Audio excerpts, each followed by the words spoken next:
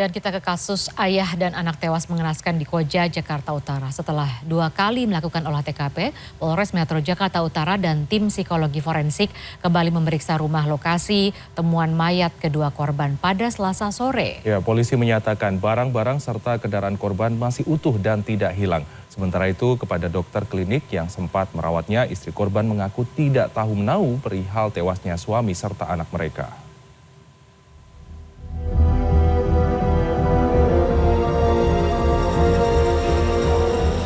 Selasa sore, Polres Metro Jakarta Utara dan tim ahli Asosiasi Psikologi Forensik Universitas Indonesia memeriksa lokasi temuan mayat ayah dan anak balitanya di rumah Jalan Balai Rakyat 5, Tugu Selatan, Koja, Jakarta Utara.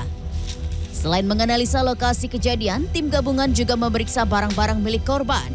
Hasil pemeriksaan ini akan diteliti bersama hasil 2 olah TKP sebelumnya.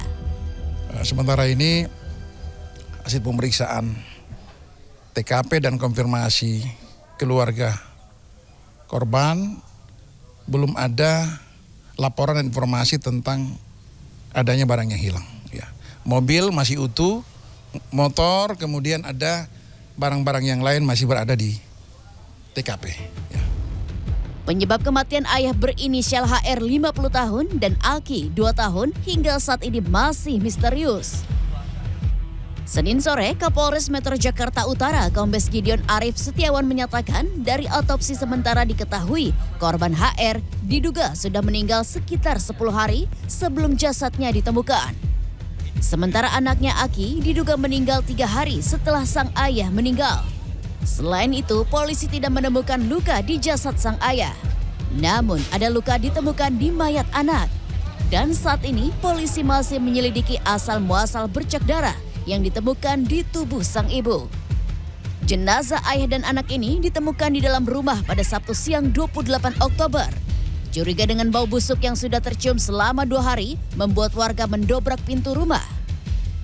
Saya akan mengajak Anda untuk bertanya-tanya sebenarnya peristiwa apa yang terjadi ketika ayah dan anak tersebut ditemukan meninggal ke salah satu orang yang melaporkan bahwa dia telah mencium bau busuk selama beberapa hari, selama seminggu lebih.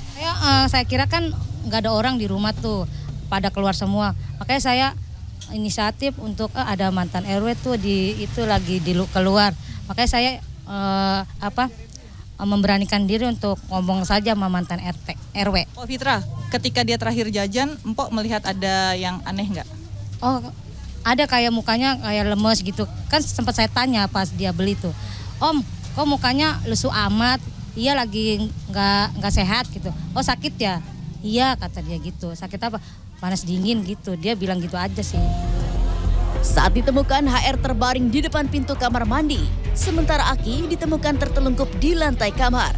Warga lantas menemukan istri korban HF 31 tahun duduk lemas di sofa dan Ade 4 tahun anak pertama mereka.